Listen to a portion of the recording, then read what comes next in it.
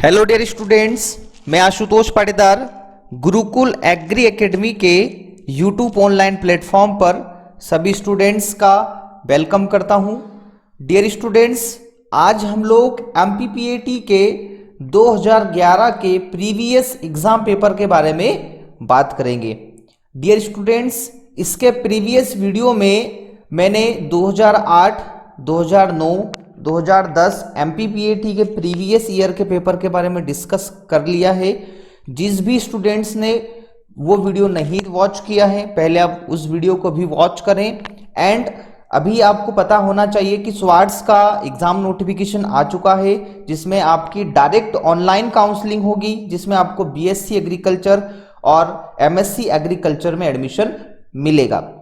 जिस भी बच्चे को पीडीएफ नोट्स हिंदी और इंग्लिश दोनों ही लैंग्वेज में चाहिए, ये जो नोट्स एग्रीकल्चर ग्रुप जिसमें आपके पीसीएमबी क्रॉप प्रोडक्शन और एनिमल हस्बेंड्री के होंगे, PCB physics chemistry biology, PCM physics chemistry maths, और आईसीआर के अगर हिंदी और इंग्लिश के पीडीएफ नोट्स चाहिए तो वो कांटेक्ट कर सकता है। कांटेक्ट नंबर दे रखा है 7974741884 पे आप मुझे व्हाट्सएप मैसेज और कॉल भी कर सकते हैं। आज का लर्निंग मोटिवेशन जो दे रखा है, इसमें आपका है, जिनमें अकेले चलने का हौसला होता है उनके पीछे एक दिन काफिला होता है। ये लर्निंग मोटिवेशन हमारी एग्जाम की तैयारी को बूस्टिंग करने का काम करेगा। सभी स्टूडेंट्स इस बात को ध्यान दें, अगर आपने गुरुकुल एग्री एकेडमी के यूट्यूब चैनल को सब्सक्राइब नहीं किया है तो आप सब्सक्राइब करें, क्योंकि आपको एग्रीकल्चर की नोटिफिकेशंस और अपडेट मिलती रहेगी जो आपके लिए बेनिफिट होगी। तो चलिए हम लोग शुरुआत करते हैं, जिसमें आपके एग्रीकल्चर के दोनों सब्जेक्ट, फर्स्ट फसल उत्पादन क्रॉप प्रोडक्शन और एनिमल हस्बेंड्री पशुपालन के 50-50 क्वेश्चन होंगे। इस तरह आपके 100 एग्रीकल्चर के क्वेश्चंस को हम लोग डिस्कशन करेंगे। यह वीडियो मैं आपके लिए हिंदी और इंग्लिश दोनों ही लैंग्वेज में लेके आया हूं। पहला क्वेश्चन हमको दे रखा है, आम का एक सीटू प्रचार किस विधि के द्वारा होता है? Which is in situ propagation method of mango? First है वीनर पेबंद, जिसको हम बोलते हैं veneer grafting, inarching, soft wood grafting और टी बडिंग। तो हमें पता होना चाहिए, ये एग्जाम में पहले भी प्रीवियस एग्जाम के क्वेश्चंस हैं, ये ऑलरेडी पूछा भी जा चुका है कि आम का जो प्रसारण, जो प्रोपगेशन मेथड यूज होती है वो आपकी वीनियर ग्राफ्टिंग यूज होती है। तो करेक्ट आंसर जो होगा option number A. Second question, पपीता के व्यावसायिक प्रवर्धन की विधि कौन सी है? Which of the following as a commercial propagation method for of papaya. Papaya के लिए जो प्रोपगेशन मेथड होती है वो क्या है? कटिंग, टी बडिंग, सीड और गुटी।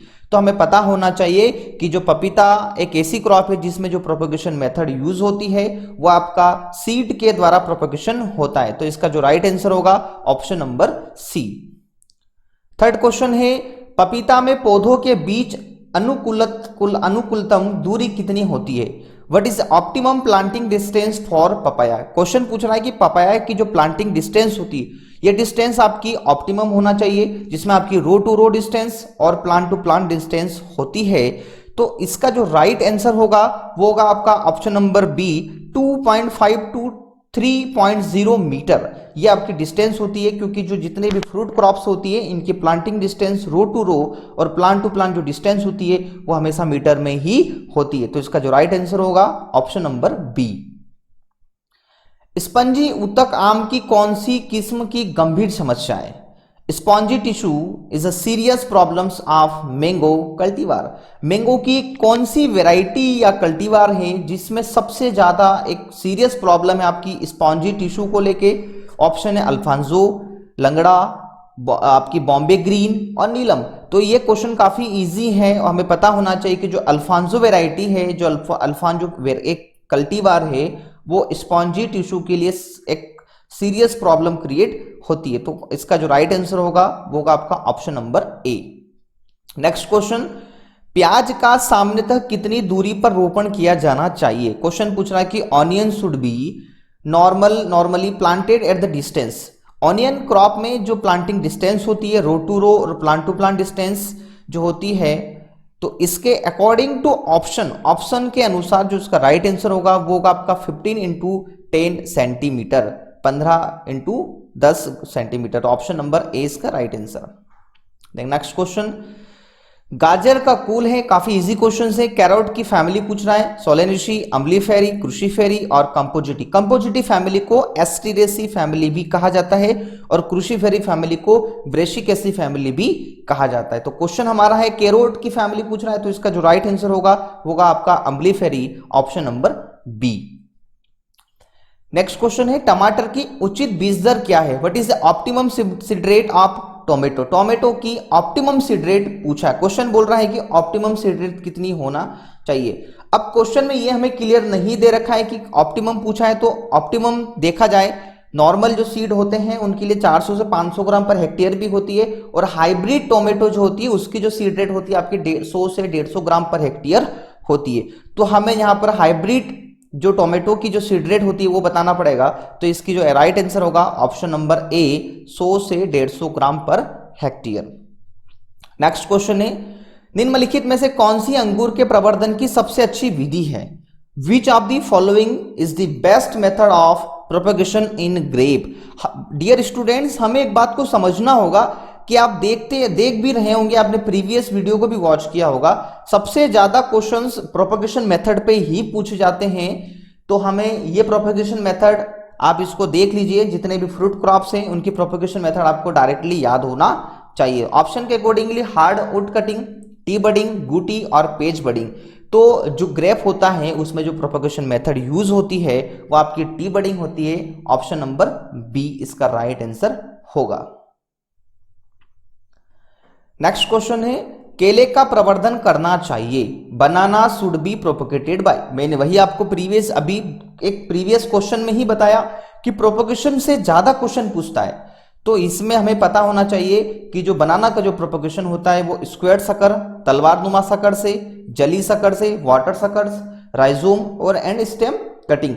तो ये जो होता है ये सकर से होता है, ये तो पता है हमें। अब सकर कौन सा आपका, वाटर सकर से या स्क्वायर सकर से? तो ये जो तलवार नुमा जो सकर्स होते हैं, स्क्वायर सकर्स जो होते हैं, बनाना का प्रोपेगेशन इससे किया जाता है। तो इसका जो राइट आंसर होगा वो होगा ऑप्शन नंबर ए। निम्नलिखित में से कौन सी आम की नियमित फलन वाली किस्म है? Which of the following is the regular bearing variety of mango? Regular bearing का मतलब होता है जिसमें हमेशा रेगुलर फ्रूटिंग होती हो। ऑप्शन के अकॉर्डिंग दशहरी, लंगड़ा, अल्फांसो और मल्लिका।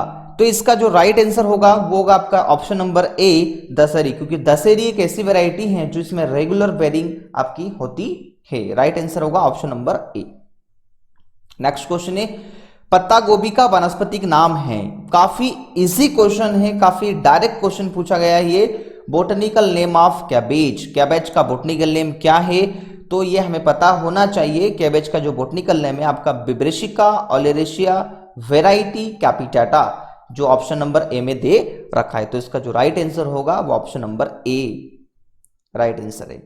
नेक्स्ट क्वेश्चन, निम्नलिखित में से प्याज की कौन सी किस्म खरीफ मौसम हेतु उपयुक्त है? Which of the following varieties of onion is suitable for kharif season? Pusa red, Pusa Ratnar, agri found dark red और नासिक रेड। तो एग्री फाउंड डार्क रेड जो प्याज की वैरायटी है ये खरीफ सीजन के लिए सबसे बेस्ट है। तो इसका जो राइट आंसर होगा वो होगा ऑप्शन नंबर सी। सब्जियों की डिब्बाबंदी की जाती है, vegetable are canned in.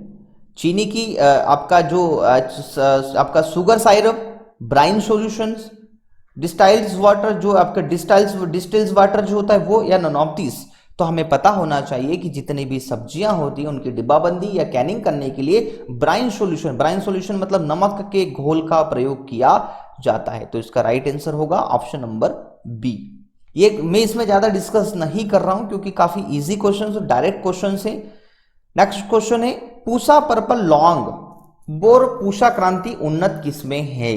Pusa purple long and Pusa Kranti are the improved variety of tomato, bottle gourd, chilli और ब्रिंजल।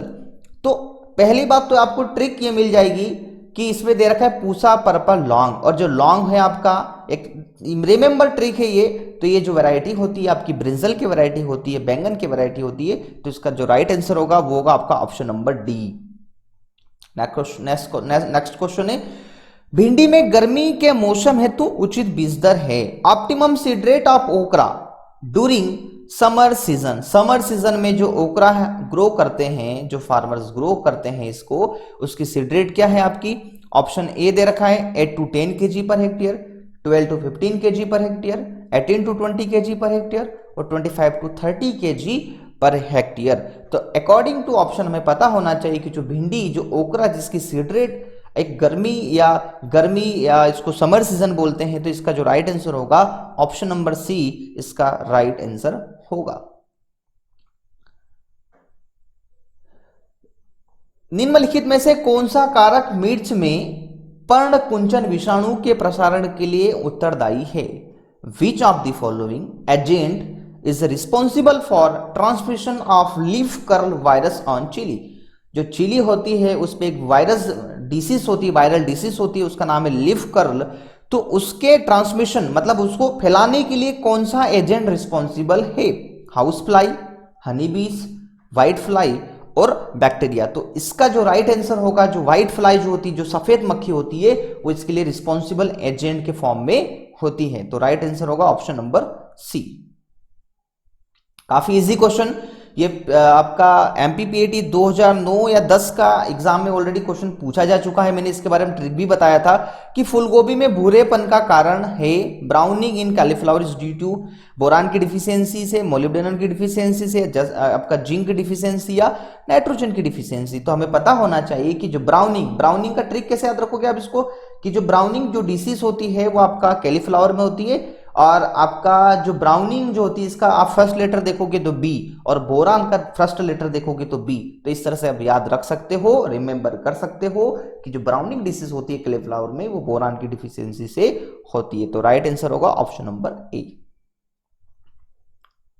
मिर्च में तीखापन किसकी उपस्थिति के कारण होता है?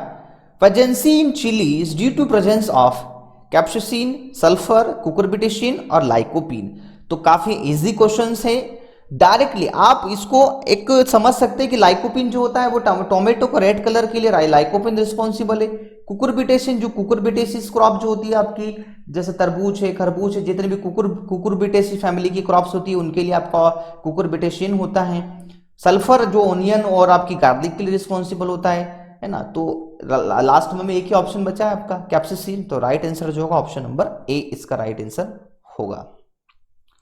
नेक्स्ट क्वेश्चन है, पेबंद में पौधे में ऊपर वाला हिस्सा कहलाता है? In grafting upper part of plant is also known as scion, stock, bud और कैम्बियम। तो इसका जो राइट आंसर होगा वो होगा आपका सियोन, जिसको हम सांकुर के नाम से बोलते हैं। राइट आंसर होगा ऑप्शन नंबर ए।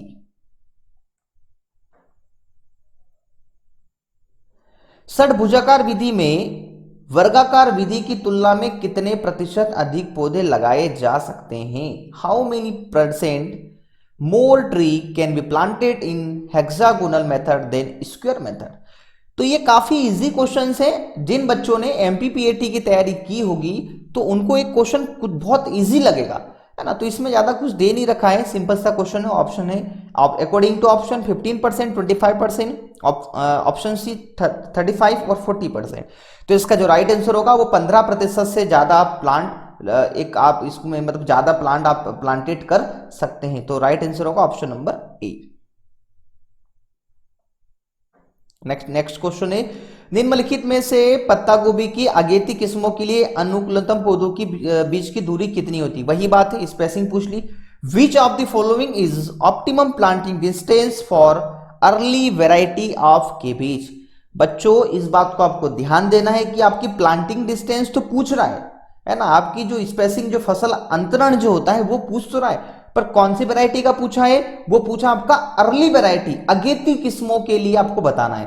तो अकॉर्डिंग टू ऑप्शन जो दे रखा है उसमें हमें इसमें समझना होगा, जो इसका राइट आंसर जो होगा वो होगा आपका 45 गुणा 45, 45 इंटू 45, क्योंकि इसमें प्लांट टू प्लांट डिस्टेंस और रो टू रो डिस्टेंस होती है। तो इसका जो राइट आंसर होगा वो होगा option number B. Next question है, आलू का खाए जाने वाला जो योग्य भाग जो होता है, जिसे वैज्ञानिक रूप से क्या कहलाता है, एडिबल पार्ट ऑफ पोटैटो इस साइंटिफिकली टर्म्स ऐसो, हम उसको साइंटिफिकली फॉर्म में क्या बोलते हैं, ट्यूबर, बल्ब, कॉर्म और राइजोम। काफी इजी क्वेश्चन है ये, क्वेश्चंस भी एमपीपीएटी के 2010 के पेपर में पूछा जा चुका है। तो मैंने आपको बताया भी था कि क्वेश्चंस रिपीट होते हैं, तो इसलिए आपको ध्यान रखना चाहिए। जो इसका राइट आंसर होगा वो ऑप्शन नंबर ए, ट्यूबर से जो साइंटिफिकली जो टर्म्स है उसको हम ट्यूबर के नाम से जाना जाता है। नेक्स्ट क्वेश्चन है, अरोगाग्नुता का अर्थ है, जो एब्सेप्सिस होती है उसको हम क्या बोलते हैं, हवा का बहिष्करण, नमी का बहिष्करण, धूल एवं छिड़काव का बहिष्करण, सूक्ष्म जीवों का बहिष्करण। तो पहली बात तो हवा का बहिष्करण, नमी और धूल। देखो हमें पता होना चाहिए कि कोई भी जो कमोडिटी होती है, चाहे फ्रूट हो चाहे वेजिटेबल हो, उसको सबसे ज्यादा जो स्पॉइलेज मीन्स खराब करने के लिए जो रिस्पॉन्सिबल होता है वो माइक्रो ऑर्गेनिज्म होता है। तो हम लोग क्या करते हैं इस मेथड में कि सूक्ष्म जीवों का बहिष्करण, मतलब सूक्ष्म जीवों जो माइक्रो ऑर्गेनिज्म है उसका हम एक्सक्लूजन करते हैं, मतलब उसको हम हटाते हैं, रिमूव करते हैं। तो इसका जो राइट आंसर होगा वो ऑप्शन नंबर डी इसका राइट आंसर होगा। नेक्स्ट क्वेश्चन, श्रेष्ठ जेली बनाने के लिए फल के रस में कितना पैक्टीन होना चाहिए, how much pectin should be available in fruit juice to prepare perfect jelly. एक परफेक्ट जेली बनाना है, उसके लिए पैक्टीन की जो परसेंटेज क्वांटिटी होती है वो कितने परसेंट होना चाहिए। ये भी काफी इजी क्वेश्चन है, उसके लिए आपका 1% आपकी पैक्टीन होना चाहिए according to option number C is the right answer. Next question, सहकारी ऋण समितियां अधिनियम स्वीकृत हुआ था, cooperative credit societies act was passed in. तो ये हमें पता होना चाहिए, जो इसका राइट आंसर होगा वो 1912 में ये जो एक्ट पास हुआ था। तो ये जो राइट आंसर है इसका वो आपका option number D 1912, option number D इसका राइट आंसर होगा। और ऑप्शन नंबर बी पे कुछ बच्चे कंफ्यूज हो रहे होंगे कि सर आपने 1904 भी बताया है। देखो बच्चों 1904 जो दे रखा है वो कोऑपरेटिव मूवमेंट का दे रखा है, मतलब सहकारी जो आंदोलन स्टार्ट हुआ था वो आपका कब हुआ था, वो 1904 में स्टार्ट हुआ था। तो according to questions option number D is right answer. ये काफी इजी क्वेश्चन है। कृषि चयनिका प्रकाशित होती है, कृषि चयनिका जो पब्लिश होती है वो कहां से होती है, ministry of agriculture, ICAR, national horticulture board और आईएआरआई। तो आईसीआर से ये मैगजीन पब्लिश होती है, तो इसका जो राइट आंसर होगा ऑप्शन नंबर बी। ये भी काफी इजी क्वेश्चन है। भारतीय कृषि अनुसंधान परिषद स्थित है, Indian council of agriculture research is located at. तो ये काफी इजी क्वेश्चन है, हमें पता होना चाहिए। ये न्यू दिल्ली में आपका है, और इसकी जो स्थापना हुई थी, जो इसकी जो इस्टेब्लिशमेंट डेट है ना, वो आपकी 16 जुलाई 1929 को आईसीएआर की इस्टेब्लिश हुई थी, है ना। तो इसका जो राइट आंसर होगा option number B New Delhi. ये भी काफी इजी क्वेश्चन है, बॉटनिकल ने भी पूछा इसमें भी। सामान्य गेहूं का वानस्पतिक नाम क्या, काफी इजी क्वेश्चन, ज्यादा मुझे इसमें डिस्कस नहीं करना चाहिए कि what is the scientific name of common wheat triticum aestivum. इसका साइंटिफिक नेम होता है ऑप्शन नंबर डी, इसका राइट आंसर होगा। नेक्स्ट क्वेश्चन, एक वर्ष में उसी खेत पर 2 से अधिक फसलों को उगाना कहलाता है। Growing more than 2 crop in a year in a same field is also known as mixed cropping, multiple cropping, relay cropping और none of these। तो काफी इजी क्वेश्चन है ना, ये फर्स्ट चैप्टर से क्वेश्चन पूछा गया आपका। तो इसका जो राइट आंसर होगा वो होगा मल्टीपल क्रॉपिंग, जिसको हम लोग बोलते हैं बहु फसलें, ऑप्शन नंबर बी। ये भी काफी इजी क्वेश्चन है। निम्नलिखित में से कौन सी अवस्था गेहूं की क्रांतिक अवस्था है जिसमें सिंचाई करना अति आवश्यक है। इंग्लिश में which of the following stage of critical stage of wheat at which irrigation is required essentially, CRI stage, tillering stage, jointing stage और मिल्किंग स्टेज। देखो बच्चों मैं इसको आपका डाउट क्लियर कर देता हूं। पहली बात तो क्रांतिक अवस्था जो क्रिटिकल स्टेज होती है वो एक ऐसी स्टेज होती है जिसमें सबसे ज्यादा वाटर की रिक्वायरमेंट होती है। तो इसमें पूछा है कि सबसे ज्यादा रिक्वायरमेंट, सबसे मुख्य जो इंपॉर्टेंट है, जो क्रिटिकल स्टेज वीट की वो कौन सी है, तो CRI स्टेज है। ये आपकी गेहूं में कब आती है बेटा, तो ये 20 से 21 दिन पे CRI स्टेज आपको दिखती है। तो इसका जो राइट आंसर होगा वो होगा आपका ऑप्शन नंबर ए। ये भी काफी इजी क्वेश्चन है। दो मुख्य फसलों के बीच में एक कम समय वाली फसल जो बोते हैं हम लोग, जिसकी सोइंग करते हैं, वो क्या कहलाती है, a short duration crop in between two main crop stumps, catch crop, catch crop, companion crop और ट्रैप क्रॉप। देखो ट्रैप क्रॉप अलग चीज होती है, कंपेनियन भी अलग होता है आपका। तो इसका जो राइट आंसर होगा वो होगा आपका option number B, catch crop. और केज क्रॉप को हम लोग कंटीजेंसी क्रॉप या इमरजेंसी क्रॉप भी कहते हैं। तो राइट आंसर होगा option number B. Next question है, खरीफ मौसम हेतु मूंग की उचित बीज दर है। मूंग की उचित सीड रेट आपको बताना है, what is the optimum seed rate KG per hectare for kharif season मूंग। जो खरीफ सीजन में जो फार्मर्स मूंग को खरीफ सीजन में ग्रो करते हैं उसके लिए ऑप्टिमम सीड रेट क्या होती है, 8 to 10 kg per hectare, 12 to 15, 20 to 25 और 25 to 30। तो हमें पता होना चाहिए कि जो 12 से 15 किलोग्राम प्रति हेक्टेयर जो सीड रेट होती है, जो बीज दर होती है, वो मूंग के लिए रिक्वायर्ड होती है। कौन से सीजन के लिए, खरीफ सीजन के लिए। तो ऑप्शन नंबर बी इसका राइट आंसर होगा। ये भी काफी इजी क्वेश्चंस। कॉटन की फैमिली क्या है, कपास किस कुल से संबंधित है, तो इसका जो राइट आंसर होगा, इसमें मुझे बताने की जरूरत नहीं है, जो सिंपल सा क्वेश्चन है, डायरेक्ट क्वेश्चन है, ऑप्शन नंबर ए मालवेसी फैमिली होती है कॉटन की। ये भी काफी इजी क्वेश्चन है। अरहर पिजन पीस सामान्यतः जाना जाता है, arhar pigeon peas commonly known is.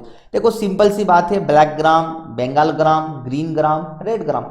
Simple सी बात है, जो ब्लैक ग्राम होता है, ब्लैक मतलब होता है काला, तो जो मूंग होता है वो काला दिखाई देता है, इसलिए इसको मूंग को ब्लैक ग्राम बोलते हैं। बंगाल ग्राम को चने को बंगाल ग्राम बोला जाता है। Green gram sorry black gram जो होता है उसको उड़द जो होती है आपकी, उसको ब्लैक ग्राम बोला जाता है। बंगाल ग्राम को आपको ग्राम जो चना होता है उसको बोला जाता है। ग्रीन ग्राम मूंग को बोला जाता है। और लास्ट में आपका बचा रेड ग्राम, क्योंकि अरहर जो पिजन भी होती है वो लाल होती है, लाल तुअर के नाम से हम लोग बोलते भी हैं कॉमन लैंग्वेज में, जो विलेजेस लैंग्वेज होती है। तो इसका जो राइट आंसर होगा option number D, red gram arhar या पिजन पी को कहा जाता है। नेक्स्ट क्वेश्चन है, अमेरिकन कपास की सामान्यतः कितनी जो एक रोपित जो आपकी प्लांटेड करने की जो एक डिस्टेंस होती है, दूरी होती है, वो कितनी होना चाहिए। American cotton should normally B planted at the distance of 45 into 30, 16 to 60, 16 to 45 और 75 into 60। तो इसका जो राइट आंसर होगा वो होगा आपका ऑप्शन नंबर सी, 60 गुणा 45 सेंटीमीटर आपकी अमेरिकन कॉटन की एक प्लांट टू प्लांट और रो टू रो डिस्टेंस होती है। ऑप्शन नंबर सी ये राइट आंसर। नेक्स्ट क्वेश्चन,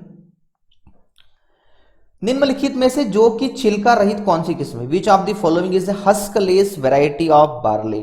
तो काफी इजी क्वेश्चन है। डोलमा जो वैरायटी होती है वो हस्कलेस वैरायटी आपकी बार्ले की, जो की। तो इसका जो राइट आंसर होगा option number B right answer. ये भी काफी इजी क्वेश्चन है। 2,4-D एक महत्वपूर्ण खरपतवार नाशी है। मैंने एमपीपीएटी के 2010 के पेपर में 2,4-D के बारे में डिस्कस की भी थी। 2,4-D is an important herbicide. जो 2,4-D एक खरपतवार नाशी है, हर्बिसाइड है, वो कौन सी क्रॉप में यूज होता है, ग्राम में, कॉटन में, बार्ले में, मूंग में। तो हमें पता होना चाहिए गेहूं और जो क्रॉप होती है उसमें यूज होता है। और ये इसी क्वेश्चन को दूसरे फॉर्म में पूछने का तरीका क्या हो सकता है कि 2,4-D कौन से क्रॉप में यूज नहीं होता है, तो कपास में कपास वाली जो कपास की कॉटन की जो क्रॉप है उसमें यूज नहीं होता है। तो हमें क्वेश्चन ये नहीं पूछ रहा है, क्वेश्चन पूछ रहा है कि कौन सी क्रॉप में यूज होता है। तो इसका जो राइट आंसर होगा ऑप्शन नंबर सी बार्ले। ये थोड़ा ट्रिकी क्वेश्चन है पर समझना चाहिए कि गन्ने के टुकड़े को गर्म पानी से उपचारित किया जाता है, क्योंकि hot water treatment of sugar cane setts is done because. देखो हॉट वाटर जो ट्रीटमेंट जो होता है शुगर केन के जो सेड्स जो होते हैं, टुकड़े होते हैं, उस क्यों करते हैं। यह सुषुप्त अवस्था को तोड़ता है, इट ब्रेक डोरमेंसी, या अंकुरण को बढ़ाता है, इट इंक्रीज जर्मिनेशन, यह बीज जनित रोगों को नियंत्रित करता है, it control the seed borne disease, यह सुक्रोज का ग्लूकोज में रूपांतरण बढ़ाता है, it promote the conversion of sucrose to glucose. तो देखो एक बात हमें समझना चाहिए, सबसे मेन चीज होती है डिसीज, ठीक है। It control the seed borne disease. जितनी भी सीड में आपकी जो सेड्स जो होते हैं, टुकड़े हैं, अगर उनमें किसी प्रकार की आपकी क्या है डिसीज है, तो उसको कंट्रोल करने का काम करता है। तो इसका जो राइट आंसर होगा वो होगा आपका ऑप्शन नंबर सी। मृदा संरचना संबंधित है। सॉइल स्ट्रक्चर जो होता है वो कंसर्न विद कणाकार वितरण से, मिट्टी के कणों के विन्यास से, मिट्टी के कणों के समुच्चन से, एग्रीगेशन ऑफ सॉइल पार्टिकल। तो इसका जो राइट आंसर होगा, ये डेफिनेशन दे रखी है कि मृदा संरचना में क्या होता है, तो मिट्टी के जो कण होते हैं आपस में एग्रीगेट होते हैं, उनको हम लोग इकट्ठा करते हैं। तो इसका जो राइट आंसर होगा option number C right answer. Sorry, arrangement of soil particle. देखिए इसमें आपके दोनों अरेंजमेंट भी, हाँ मेन अरेंजमेंट भी दे रखा है और एग्रीगेशन भी दे रखा है, मिट्टी के कणों के विन्यास से, मिट्टी के कणों के समुच्चन से। नहीं, इसका जो राइट आंसर होगा ऑप्शन नंबर बी, मिट्टी के कणों के विन्यास से। अरेंजमेंट करते हम लोग उनको जमाते हैं, तो इसका जो राइट आंसर होगा ऑप्शन नंबर बी। ये काफी इजी क्वेश्चन है। धान में गंदीबग कीट आक्रमण करता है। Gundhi bug insect attack on rice during. जो गंदीबग एक कीट है धान में, वो किस टाइम आक्रमण करता है? अंकुरण के समय, फूल आने के समय, दूधिया अवस्था पर, परिपक्वता के समय। तो जो मिल्किंग स्टेज होती है धान में, जो पैडी में दूधिया अवस्था जिसको हम लोग हिंदी में बोलते हैं, तो उस टाइम ये अटैक करता है। तो इसका जो राइट आंसर होगा वो होगा आपका ऑप्शन नंबर सी। यूरिया में नत्रजन, नत्रजन का मतलब होता है नाइट्रोजन, किस रूप में उपलब्ध होती है? Which form of nitrogen is available in urea? Ammoniacal form, amide form, nitrite form और नाइट्रेट फॉर्म। देखिए ये काफी सिंपल क्वेश्चन। यूरिया में जो नाइट्रोजन होती है वो 46% पाई जाती है ना। और यूरिया को उर्वरकों को राजा या किंग ऑफ फर्टिलाइजर भी कहा जाता है। तो यूरिया में जो नाइट्रोजन जो अवेलेबल होती है वो आपकी अमाइड फॉर्म में होती है। ऑप्शन नंबर बी इसका राइट आंसर होगा। नेक्स्ट क्वेश्चन है, ये थोड़ा ट्रिकी क्वेश्चन है। पोटास का प्रयोग बढ़ाता है। एप्लीकेशन ऑफ पोटास इंक्रीज, मतलब हम लोग अगर पोटास का एप्लीकेशन करते हैं तो क्या इंक्रीज करता है? पौधों में रोग प्रतिरोधक क्षमता, डिसीज रेसिस्टेंट इन प्लांट, बिल्कुल सही बात है। पौधों में पाला प्रतिरोधक क्षमता, फ्रोस्ट रेसिस्टेंट, नहीं ये तो हो ही नहीं सकता। थर्ड भी नहीं हो सकता आपका ऑप्शन नंबर सी, पौधों में प्रकाश संश्लेषण के जरिए क्यों बढ़ाएगा? तो इसका जो राइट आंसर होगा आपका ऑप्शन नंबर ए, पौधों में जो डिसीज के लिए जो रेसिस्टेंसी होती है उसको रोग प्रतिरोधक क्षमता को बढ़ाने का कार्य करता है। Option number A is the right answer.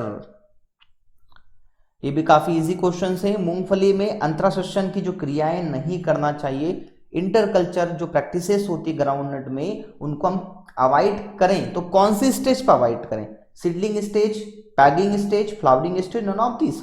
तो पता होना चाहिए जो सुइयां बनती है, जो खूटी बनती है, जो पैगिंग स्टेज जो होती है, उस टाइम हमें इंटरकल्चरल मतलब इंटरकल्चरल ऑपरेशंस का मतलब होता है निंदाई गुड़ाई, है ना, ये कार्य नहीं करना चाहिए। तो इसका राइट आंसर होगा option number B. Next question है, काफी इजी क्वेश्चन ये भी।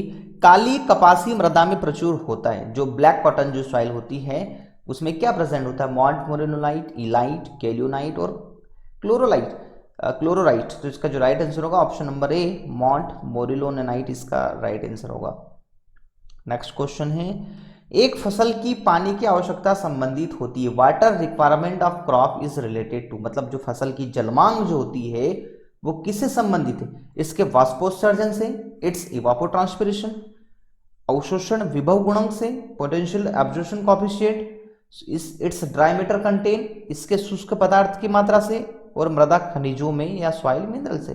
तो सिंपल सी बात है, जो उसके अंदर जो ड्राई मैटर जो कंटेंट क्रिएट होता है, जो शुष्क पदार्थ होता है, उससे संबंधित होती है। तो इसका जो राइट आंसर होगा ऑप्शन नंबर सॉरी इसका जो राइट आंसर होगा वो आपका ऑप्शन नंबर ए, इसके वाष्पोत्सर्जन से, इट्स इवापोट्रांसपिरेशन से, है ना। क्योंकि सीधी सी बात है, ज्यादा से ज्यादा आपका इवापोरेशन और ट्रांसपिरेशन होगा तो आपकी वाटर रिक्वायरमेंट भी इंक्रीज होती है। तो राइट आंसर होगा ऑप्शन नंबर ए। ये काफी इजी क्वेश्चन। अल्पतम भूपरिष्करण, अल्पतम भूपरिष्करण का मतलब होता है मिनिमम टिलेज, कम से कम करना है आपको। प्रक्रिया द्वारा फसल को उगाना क्या कहलाता है ना। तो raising of crop with least tillage, देखो लिस्ट का मतलब होता है कम से कम ना। Tillage operation is called primary tillage, zero tillage, no tillage और नन ऑफ दीज। तो सीधी बात है, प्राइमरी टिलेज में तो हम लोग करते हैं, सेकेंडरी में भी हम लोग करते हैं। या तो इसका ऑप्शन होगा जीरो टिलेज या नो टिलेज। तो नो टिलेज तो हो ही नहीं सकता, जीरो का मतलब होता है कम से कम। तो राइट आंसर होगा इसका 46 का B, zero tillage, option number B. Soybean में तेल होता है, काफी इजी क्वेश्चन है इसलिए मैंने सबसे पहले इसका आंसर बता दिया है। इसका जो राइट आंसर होगा ऑप्शन नंबर सी, क्योंकि बच्चों को, मैं अगर ऑप्शन आएंगे तो बच्चों को पता हो जाना चाहिए कि इसका जो राइट आंसर होगा 20%, मतलब सोयाबीन में जो तेल का परसेंट होता है वो 20 से 25% होता है, और प्रोटीन का जो परसेंट होता है वो 40 से 45% होता है। जस्ट इसका ऑपोजिट किस में होता है, मूंगफली में होता है। मतलब मूंगफली में अगर तेल परसेंट पूछे तो 40 से 45%, और आपका ऑयल मूंगफली में अगर आपसे पूछे नहीं 2 मिनट रुकिए, ये क्वेश्चन पूछ रहा है कि सोयाबीन में तेल होता है, सोयाबीन में तेल आपका 20 से 25% है, तो मूंगफली में तेल कितना होगा 40 से 45%, और प्रोटीन कितना होता है उसमें आपका दे रखा है। तो इसको समझ सकते हैं, ऑप्शन नंबर सी इसका राइट आंसर होगा। ये भी काफी इजी क्वेश्चन है कि कपास के रेशे का मुख्य अवयव है मेजर कांस्टेंट ऑफ कॉटन। जो कॉटन फाइबर होता है, कपास का जो रेशा होता है, उसमें सबसे ज्यादा जो इंपॉर्टेंट होता है 99.99% जो होता है वो होता है आपका सेल्यूलोज। ऑप्शन नंबर ए right answer. 500 kilogram di ammonium phosphate से कितनी नाइट्रोजन का मतलब होता है नाइट्रोजन की पूर्ति होगी। How much nitrogen will be supplied by 500 kg of di ammonium phosphate. तो 75 kg, 90 kg, 160 kg, 230 kg। तो देखिए ये इसका जो राइट आंसर होगा वो होगा आपका 90 kg। पहली बात तो ये, अब इसको मैं आपको समझा देता हूँ, ये एक न्यूमेरिकल है। चूंकि जिस भी बच्चों को इस क्वेश्चन में प्रॉब्लम लग रही है तो कमेंट बॉक्स में कमेंट करें कि सर प्लीज 49 क्वेश्चंस का आप आंसर बता दीजिए, तो मैं उसमें आपको एक कैलकुलेशन मुझे बताना पड़ेगा, तो मैं वो कैलकुलेशन को सेंड कर दूंगा। तो इसका जो राइट आंसर होगा option number B. Next question है, निम्नलिखित में से मक्का की संकुल किस्म कौन सी है। संकुल किस्म मक्का की पूछी है। Which of the following is a composite variety of मेज। शक्ति, डेक्कन 103, VL42 और गंगा 11। तो इसका जो राइट आंसर होगा वो शक्ति, क्योंकि शक्ति एक ऐसी वैरायटी आपकी मेज की जो कंपोजिटी वैरायटी के फॉर्म में आती है। तो बच्चों इस तरह से हमने फसल उत्पादन क्रॉप प्रोडक्शन के 50 क्वेश्चन डिस्कस कर लिए।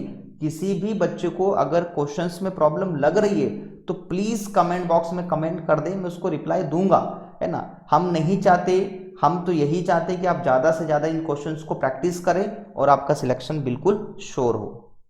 अब हम नेक्स्ट बात करेंगे एनिमल हस्बेंड्री के आपके 50 क्वेश्चन जो बच्चे हैं उनको हम लोग देखते हैं। तो 51 वाला आपका क्वेश्चन दे रखा है कि ट्रक रेलवे के वैगन में पशुओं को ले जाने हेतु प्रति औसतन स्थान की आवश्यकता होती है। देखो सिंपल सी बात है, एक ट्रिकी क्वेश्चन है ये भी, कि अगर मान लो एक आपका ट्रक है या छोटी गाड़ी है, उसमें पर एक जो एनिमल होता है वो कितनी, इस पे कुल मिला के क्वेश्चन पूछ रहा है कि जो एक आपका जो पशु होता है वो कितनी उसको स्थान की रिक्वायर्ड होती है। The average space required per animal in truck and railway wagon transportation on animal 1 metre, 2 metre, 3 metre और 4 मीटर। तो इसका जो राइट आंसर होगा वो होगा आपका 4 मीटर। Option number D. ये काफी इजी क्वेश्चन है। PMPPAT 2010 के पेपर में भैंस का गर्भकाल पूछा था, ठीक है। इस बार किसका पूछा है, गाय का पूछा। तो गाय का गर्भकाल होता है the gestation period of cow. तो मैंने बताया भी था आपका 282 या 280 डे ऑप्शन के अकॉर्डिंग आता है। तो इसका जो राइट आंसर होगा option number D. Next question है, निम्नलिखित में से किस स्थिति में श्वसन दर घट जाएगी। Speed of respiration will be decrease in which of the following condition. In fever जब बुखार होता है, आराम के समय, डूरिंग रेस्ट डर के समय, डूरिंग फियर, काम उत्तेजना के समय, डूरिंग सेक्सुअल एक्साइटमेंट। तो देखो बच्चों हमें पता होना चाहिए कि आपका जो श्वसन दर घट जाएगी। देखो बाकी जितने आपका फीवर होता है या आप डर, आपको डर लग रहा है या काम उत्तेजना, जब सेक्सुअल प्रोसेस हो रही है तब आपकी श्वसन दर बढ़ जाती है। आप जब रेस्ट करते हैं, आराम करते हैं, ये तो आप नहीं कर रहे हैं, पशु आराम करेगा। तो पशु की जो पशु जब रेस्ट करता है तो उसकी उस टाइम उसकी श्वसन दर घट जाती है। तो इसका जो राइट आंसर होगा ऑप्शन नंबर बी। काफी इजी क्वेश्चन है। अधिकांश मादा भैंसें ऋतुकाल गर्मी के लक्षण प्रदर्शित करती है। Most of the female buffalo show sign of heat. जो हीट होती है ना, जिसको हम ऋतुकाल बोलते हैं, ज्यादातर भैंसें कब लक्षण प्रदर्शित करती है। प्रातःकाल मतलब मॉर्निंग में, मिड डे दिन के या दोपहर में, सायंकाल मतलब इवनिंग, और रात्रि के समय। तो सिंपल सी बात है, रात्रि के समय ज्यादा लक्षण प्रदर्शित करती है। ऑप्शन नंबर डी इसका राइट आंसर होगा। ये क्वेश्चन पे मैं ऑलरेडी MPPAT 2010 के पेपर में डिस्कस कर चुका हूं। गाय के दूध उतारने के पश्चात पूरा दूध निकाल लेना चाहिए। After let down the complete milk of cow be removed within. कुल मिला के बात ये पूछ रहा है कि एक गाय है या भैंस जो भी है उसका जो भी मिल्किंग पीरियड जो होता है वो कितने टाइम में आपको उसका पूरा दूध निकाल लेना चाहिए। तो 5 से 7 मिनट में उसकी पूरी लेट डाउन जो मिल्किंग होती है वो कंप्लीट कर लेना चाहिए। तो इसका जो राइट आंसर होगा वो होगा आपका option number B. Next question है, ये क्वेश्चन भी ऑलरेडी मैं डिस्कस कर चुका हूं, रिपीट क्वेश्चन है।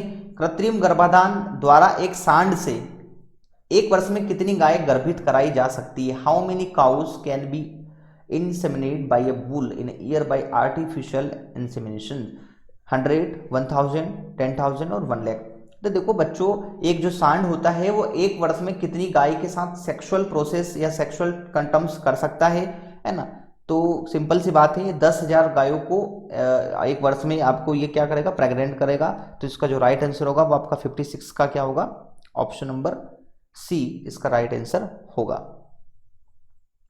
नेक्स्ट क्वेश्चन है, बछड़े एवं बछड़ियों का सिंगरोधन किस आयु से पूर्व कर देना चाहिए? एक जो छोटा बछड़ा होता है जिसको हम काफ के नाम से बोलते हैं, should be disbudded before the age of 10 दिन, 20 दिन, 30 दिन और 40 दिन। 2 वीक का टाइम लेता है बेटा। कितने वीक का? 2 वीक का। तो 10 डेज में तो 1 वीक आ रहा है। Option number C, option number D तो बाहर हो गया। तो लास्ट में आपका क्या बचा? ऑप्शन नंबर ए। पर एक बात ये भी समझना आपको पड़ेगा, 2 वीक बोला है तो 2 वीक का मतलब कितना होता है? 14 डे, 14 दिन। तो आपका तो 20 दिन दे रखा है। तो आपको ऑप्शन कौन सा लेना पड़ेगा? आपको ऑप्शन लेना पड़ेगा ऑप्शन नंबर ए, क्योंकि ऐसा नहीं बोला है जिस दिन बछड़ा आया उससे लेकर 14 दिन के अंतराल पर आप कभी भी कर सकते हैं। तो वो आप लिखा है ना, बिफोर द एज ऑफ, है ना। तो राइट आंसर होगा ऑप्शन नंबर ए। देखिए, एनिमल हस्बेंड्री में काफी फैक्ट क्वेश्चंस होते हैं, डेटा क्वेश्चंस होते हैं, जिसमें आपको सीधा सीधा डेटा याद रखना पड़ता है। तो आप लोग रिमेंबर करें, ठीक है। नेक्स्ट क्वेश्चन आपका दे रखा है 58 का। तो इसमें दे रखा है आपका कि पशुओं में खुरपका मुंहपका रोग किसके कारण होता है? काफी इजी क्वेश्चन है।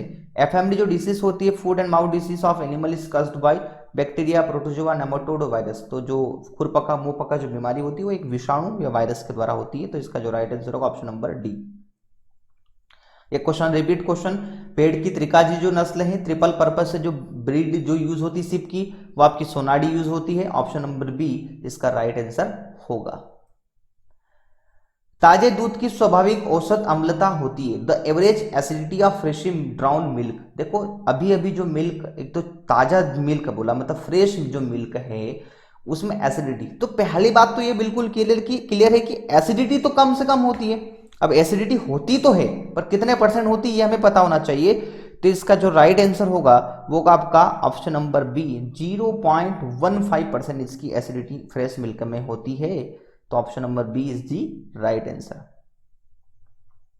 गाय के दूध में कुल ठोस पदार्थ की मात्रा होती है, the total solid content of cow milk is 10%, 12%, 14%, 16%। तो ये भी डेटा बेस्ड क्वेश्चंस हैं, है ना। तो इसमें मुझे कोई ट्रिक समझाने की जरूरत नहीं है, जितना ज्यादा आप इसको रीड करोगे, अपनी प्रैक्टिस करोगे, उतना जल्दी आपको याद हो जाएगा। तो इसका जो राइट आंसर होगा आपका ऑप्शन नंबर बी, 12% आपकी जो सॉलिड कंटेंट होता है काऊ के मिल्क में। नेक्स्ट क्वेश्चन है, ये भी काफी इजी क्वेश्चन है। दुग्ध वसा का अधिकांश भाग क्या होता है? मतलब जो मिल्क फेट जो होता है, the major portion of milk fat is in the form of triglyceride, diglyceride, monoglyceride और फॉस्फोलिपिड। तो इसका जो राइट आंसर होगा वो आपका ट्राइग्लिसराइड में होता है। Option number A is the right answer. गाय के दूध का ये भी रिपीट क्वेश्चन, गाय के दूध का अपेक्षित घनत्व जो स्पेसिफिक ग्रेविटी होती काऊ के मिल्क की वो कितनी होती है? तो ये पता होना चाहिए। आप प्रीवियस वीडियो अगर वॉच किए होंगे तो इसका जो राइट आंसर होगा वो option number C.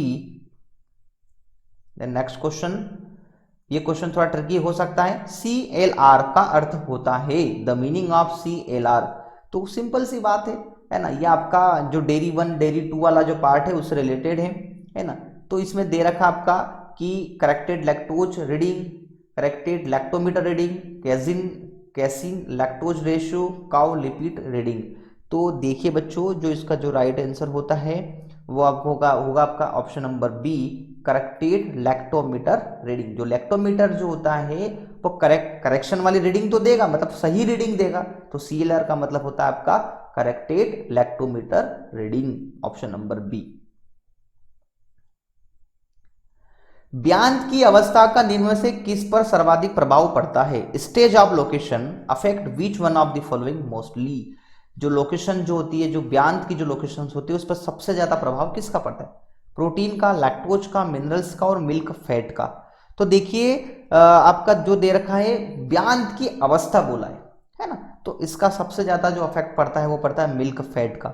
Option number D is the right answer. गाय के दूध का पीला रंग किस तत्व के कारण होता है? काफी इजी क्वेश्चन है, डायरेक्ट क्वेश्चन है, आंसर नहीं बताऊंगा उसके पहले सभी कुछ बच्चों को तो आंसर ऑटोमेटिकली याद रिमेंबर कर ही लिया होगा उन्होंने कि द येलोविश जो कलर होता है काऊ का मिल्क का, वो कैरोटीन के कारण होता है। Option number A is the right answer. Next question है, दूध को पास्चुरीकृत करने के लिए 72 सेकंड पर कितने समय तक रखते हैं? For the pasteurisation the milk is heated at 72 degree centigrade for a period of, कितने टाइम के लिए हम लोग उसको रखते हैं? 5 सेकेंड, 15 सेकेंड, 5 मिनट और 15 मिनट। तो 67 का जो आंसर होगा वो होगा ऑप्शन नंबर बी, 15 सेकेंड के लिए रखते हैं। कितने डिग्री टेम्परेचर पर? 72 डिग्री सेल्सियस टेम्परेचर पर रखते हैं। Right answer option number B. Next question है, पीएफए नियमों के अनुसार टोन्ड मिल्क में कम से कम वसा प्रतिशत होना चाहिए। Under the PFA rules the toned milk should contain fat percent not less than 1.5%, 3%, 4.5% और 6%। तो 68 का जो राइट आंसर होगा वो होगा 3%, कम से कम 3% होना चाहिए। और इसी क्वेश्चंस को अगर घुमा दे, double toned milk, double toned milk का मतलब होता है उसमें कितनी हो जाएगी?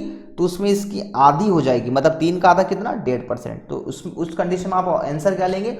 Option number A. But according to questions now option number B 3% is the right answer. Next question है, प्लास्टिक क्रीम में होना चाहिए, plastic cream should contain, plastic cream में क्या होना चाहिए? 10 से 20% दुग्ध वसा, मतलब ये मिल्क का फैट पूछ रहा है। 25 से 45, 45 से 65 और 45 से 85। तो 69 का जो राइट आंसर होगा होगा ऑप्शन नंबर डी, 45 से 85% तक इसमें मिल्क फेड होती है। अब कुछ बच्चे बोलेंगे सर ऑप्शन नंबर सी क्यों नहीं ले सकते? कैसे ले सकते हैं? 65% से भी ज्यादा होती है, तो इसलिए हमें ऑप्शन नंबर डी इसका राइट आंसर होगा। ऑप्शन नंबर 69 का जो राइट आंसर होगा वो होगा आपका ऑप्शन नंबर डी, 45 से 85% ही आंसर होगा। इसमें गलत दे रखा है, आप इसको चेक कर लीजिएगा। 70 का आपका क्वेश्चन क्या है? 70 का, भारतीय मक्खन में कम से कम वसा की प्रतिशत मात्रा होना चाहिए। ये भी हमने ऑलरेडी पहले डिस्कस कर लिया है कि मिनिमम फैट परसेंट कितना होता है इंडियन बफर जो बटर होता है उसमें 60%, 70, 80 और 90। तो 70 क्वेश्चंस का जो राइट आंसर होगा आपका 70 का वो होगा 80% कम से कम इंडियन बटर में आपकी फैट होती है। और जो घी अगर पूछे तो उसमें कितनी होती है? 99%। ठीक है, इसके according to questions option number C is the right answer. ये क्वेश्चन में ऑलरेडी हम डिस्कस कर चुके हैं। मुर्गी की किस भारतीय नस्लों को भारतीय खेल पक्षी कहा जाता है? Which breed of poultry is called Indian game fowl. तो ये जो कहा जाता है असील को कहा जाता है। ऑप्शन नंबर बी इसका राइट आंसर होगा। ये भी काफी इजी क्वेश्चंस, एमपीपीएटी 2010 का लास्ट का क्वेश्चन था। मैंने डिस्कस भी किया था कि मुर्गी की जो प्रसिद्ध अंडा उत्पादन करने की जो नस्ल है, the popular egg producing breed of poultry, वो कौन सी है? लेगॉर्न है। लेगॉर्न 1 ईयर में कितने एग प्रोड्यूस करती है, देती है? तो कितने देती है? 300 अंडे देती है ना, 300 एग। तो इसका जो राइट आंसर होगा ऑप्शन नंबर ए। सॉरी, ये जो क्वेश्चन बोल रहा है ये आपका रोड आइसलैंड रेड दे रखा है, ये आंसर गलत है। तो इसका जो राइट आंसर होगा 72 का ऑप्शन नंबर ए, वाइट लेगॉर्न। 73 में आपका है, मुर्गी के अंडे की उद्भवन अवधि है, द इंक्यूबेशन जो पीरियड होता है चिकन एग्स का वो 21 डेज का होता है। ऑप्शन नंबर बी इसका राइट आंसर होगा। ये क्वेश्चंस में मिस्टेक लग रही है मुझे, 73 ऑप्शन नंबर बी नहीं, इसका right answer option number B ही है। आप इसको देखिए, ठीक है, 18 दिन में नहीं होता, 21 दिन में ही होता है, मतलब 3 वीक लगते कम से कम। ठीक है, 73 का है आपका, सॉरी 74 का है आपका, मुर्गी के अंडे के उद्भवन हेतु उद्भवक का तापमान रहना चाहिए। द इंक्यूबेशन में जो चिकन एग होता है उसमें टेम्परेचर कितना होना चाहिए? कम से कम कितना होना चाहिए? डिग्री सेल्सियस में पूछा है। तो इसका जो राइट आंसर होगा वो होगा आपका option number B, sorry option number B नहीं, इसका राइट आंसर होगा ऑप्शन नंबर सी। ये कुछ टेक्निकल प्रॉब्लम है ना, जो मैं राइट आंसर भी बोल रहा हूँ आपको, 37.2 to 37.7 degree Celsius, option number C इसका राइट आंसर होगा। तो 75 वाला क्वेश्चन है कि अंडा देने वाली मुर्गियों को प्रकाश कितना मिलना चाहिए। The layer should be provided at the light for 12 घंटे, 16 घंटे, 22 घंटे और 24 घंटे। तो इसका जो राइट आंसर होगा, ये गलत दे रखा है, इसका जो राइट आंसर होगा आपका बी। सो कम से कम 16 घंटे इनको लाइट मिलना चाहिए। आप उसको सही कर लीजिएगा। 76 वाला क्वेश्चन है कि मांस वाले चूजों के प्रारंभिक दाने जो ब्रायलर स्टार्टर होते हैं उसमें कच्ची प्रोटीन होना चाहिए। The crude protein contain of broiler starter feed should be 18%, 20%, 22% और 24%। तो इसका जो राइट आंसर होगा, ये डायरेक्ट फैक्ट क्वेश्चन है, तो option number D is the right answer. निम्नलिखित में से किस दाने में उपापचयी ऊर्जा सर्वाधिक होनी चाहिए। Which poultry feed contain the highest amount of metabolism energy. तो ये क्वेश्चन ऑलरेडी हम पहले डिस्कस कर चुके हैं। जो आपके जो लेयर वाली जो मुर्गी होती है, जो अंडा देने वाली जो मुर्गी होती है, उसकी एनर्जी जो होती है वो सबसे ज़्यादा होती है, जो मेटाबॉलिज्म जो एनर्जी होती है। तो इसके अकॉर्डिंगली राइट ऑप्शन होगा आपका, राइट आंसर होगा ऑप्शन नंबर सी। हल्की प्रजाति की वयस्क मुर्गी को फर्श पर कितने स्थान की आवश्यकता होती है। Floor space required for an adult bird of light breed जो होती है, जिसके लिए फ्लोर स्पेस, जो एक फर्श के लिए जो रिक्वायर्ड स्पेस होती है वो कितनी होती है। तो वो आपकी होती है ऑप्शन नंबर इसका बी, 2500 से 2800 स्क्वायर सेंटीमीटर इसका राइट आंसर होगा अकॉर्डिंग टू क्वेश्चंस। ये काफी इजी क्वेश्चंस है। न्यू कैस्टल रोग का दूसरा नाम है। The Newcastle disease is also known as. तो इसका जो राइट आंसर होगा option number A, Ranikhet disease को न्यू कैस्टल डिसीज भी कहा जाता है। ये भी काफी इजी क्वेश्चन है। कौन सा रोग जो है वो बैक्टीरिया के द्वारा फैलता है। Which of the one of the following disease spread through out bacteria. तो इसमें दे रखा कॉक्सिडियोसिस, आपका अफ्लाटॉक्सिन्स और आपका इन्फेक्शन कोलेराइजा और फाउल पॉक्स। तो 80 का जो राइट आंसर होगा वो आपका संक्रामक जो कोराइजा जो होता है, इसका राइट आंसर होगा ऑप्शन नंबर सी। ये भी काफी इजी क्वेश्चन है, ऑलरेडी पहले हम इसको देख चुके हैं कि वर्ल्ड में सबसे ज्यादा जो मिल्क का जो प्रोडक्शन होता है वो इंडिया में ही होता है, और इंडिया में भी होता है। तो इंडिया कौन सी रैंक पर है, फर्स्ट रैंक पर है। सिंपल क्वेश्चन है, तो राइट आंसर होगा ऑप्शन नंबर ए।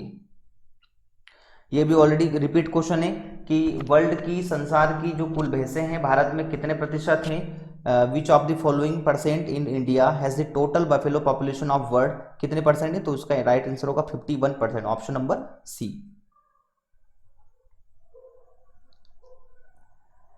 गाय भैंस के ब्याने के कितने सप्ताह बाद उच्चतम दूध उत्पादन प्राप्त होता है। In cow buffalo the peak milk yield is obtain how many week after pasteurisations. 1 to 4 week, 4 to 8 week, 8 to 12 week और 12 to 16 वीक। तो क्वेश्चन आपको समझ में आ गया होगा। ये 4 से 8 सप्ताह के बाद सबसे ज्यादा आपका मिल्किंग, एक पीक मिल्क यील्ड मिलती है आपकी। तो राइट आंसर होगा ऑप्शन नंबर बी। नवजात बछड़े को उसके शरीर भार का कितने प्रतिशत खीस पिलाना चाहिए। A newly born calf should be fed how much percent of colostrum of its body weight. उसकी बॉडी वेट का कितने प्रतिशत, तो 10% देते हैं हम लोग, सिंपल सी बात है। तो 84 का राइट आंसर होगा, वो होगा option number B.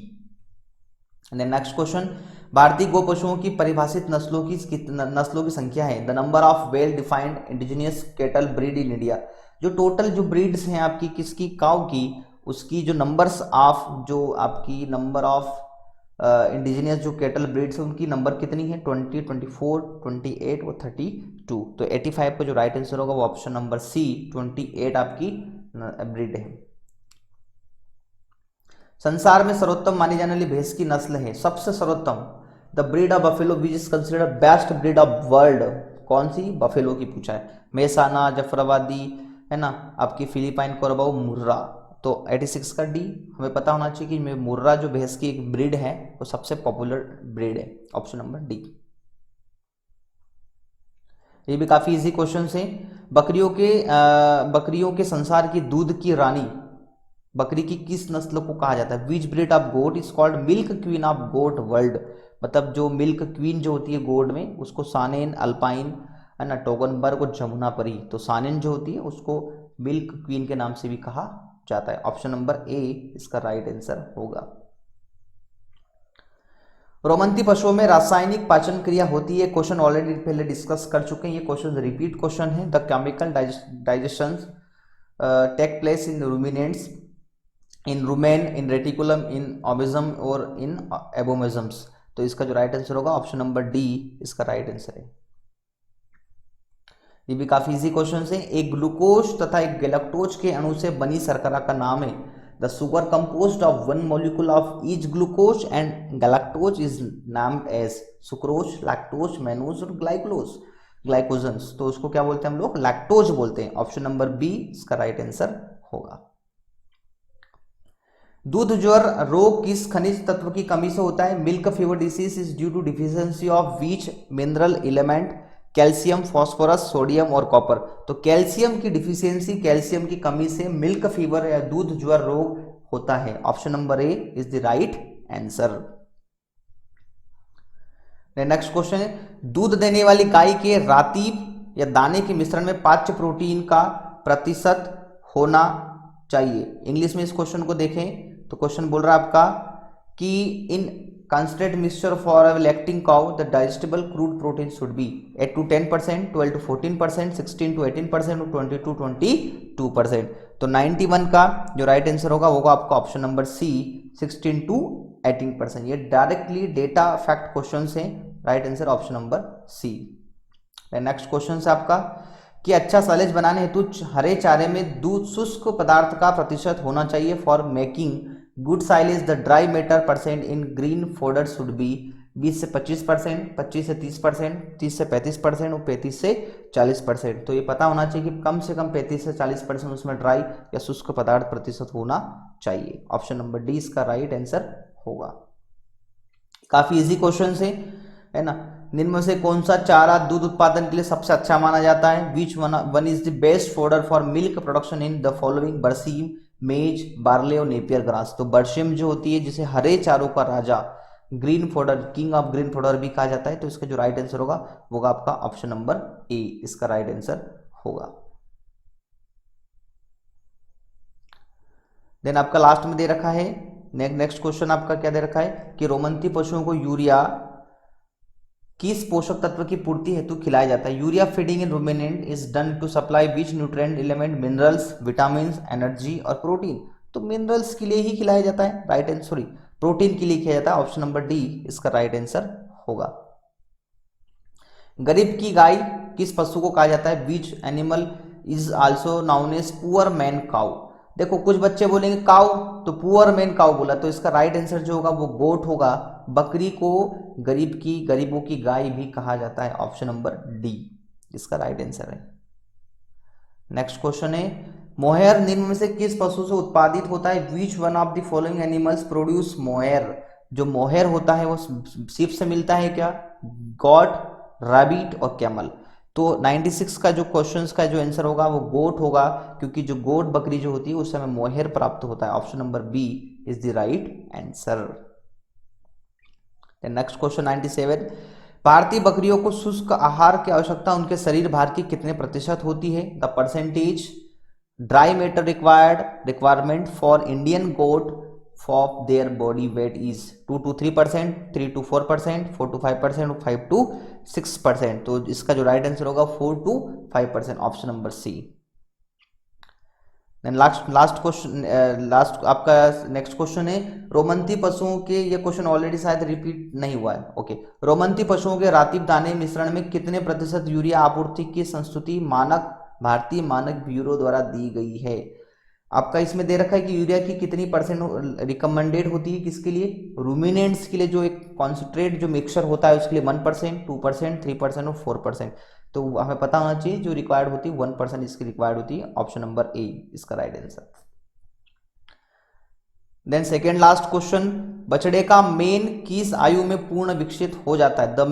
The rumen of cow fully developed at age of 2 month, 4 month, 6 month और 8 month। तो इसका जो राइट आंसर होगा ये 6 month में आपका कंप्लीट डेवलप्ड हो जाता है। Option number C is the right answer. And last question आपका दे रखा है, गाय के जो चारा खाने के स्थान, जो चरई जिसको हम लोग बोलते हैं, उससे फार्म की ऊंचाई कितनी होना चाहिए? The height of manager from the floor cow for a cow 35 centimetre, 55, 75 और 95 सेंटीमीटर। तो इसका जो राइट आंसर होता है, जो हाइट होती है वो होती है आपकी कितनी? 75 सेंटीमीटर। तो डियर स्टूडेंट्स, इस तरह से मैंने आपको फसल उत्पादन और पशुपालन के 100 आपकी मोस्ट इंपॉर्टेंट एग्रीकल्चर के जो प्रीवियस एग्जाम के क्वेश्चंस पूछे गए थे वो कंप्लीट करा दिए। देखिए, अगर किसी बच्चे को किसी क्वेश्चंस में प्रॉब्लम लगे तो प्लीज़ कमेंट बॉक्स में कमेंट करें, क्योंकि मुझे नहीं पता चलेगा कि आपको प्रॉब्लम है कि नहीं। हो सकता है कि किसी क्वेश्चंस में ऑप्शंस की प्रॉब्लम आ रही हो, डेटा की प्रॉब्लम आ रही है, तो प्लीज़ आप कमेंट बॉक्स में कमेंट करेंगे तो उसको मैं बिल्कुल आपकी क्वेरी को, आपकी प्रॉब्लम्स को सॉल्यूशन करने की कोशिश करूंगा। अगर आपने गुरुकुल एग्री एकेडमी के यूट्यूब चैनल को सब्सक्राइब नहीं किया तो पहले इसको आप सब्सक्राइब करें, है ना, जिससे आपको नोटिफिकेशंस और अपडेट मिलती रहेगी। Thanks for watching this video.